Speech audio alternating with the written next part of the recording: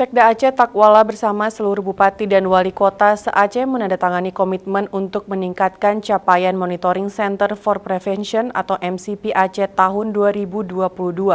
Penandatanganan komitmen tersebut berlangsung dalam rapat koordinasi pemberantasan korupsi terintegrasi bersama pimpinan Komisi Pencegahan Korupsi KPK RI di Gedung Serbaguna Kantor Gubernur Aceh.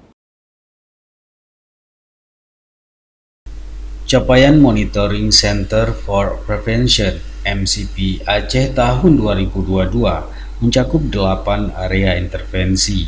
Pada tahun 2021, capaian akumulatif MCP pemerintah daerah se-Aceh adalah 72,2%. Pada tahun ini, MCP ditargetkan mencapai 80,1%.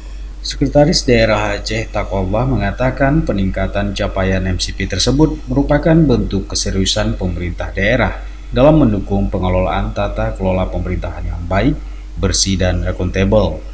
Capaian MCP pemerintah daerah di Aceh tahun 2021 meningkat pesat dari tahun sebelumnya.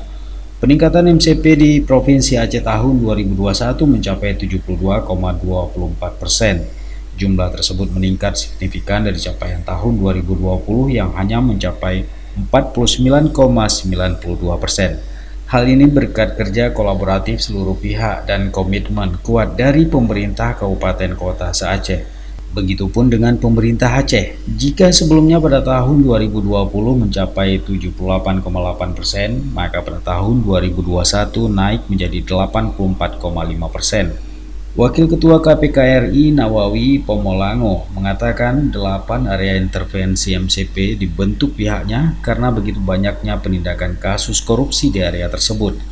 8 area tersebut adalah manajemen APIP atau aparat pengawas internal pemerintahan, optimalisasi pajak daerah, perencanaan dan penganggaran APBD, pelayanan terpadu satu pintu, manajemen ASN, dan pengadaan barang dan jasa, manajemen aset daerah, dan tata kelola dana desa.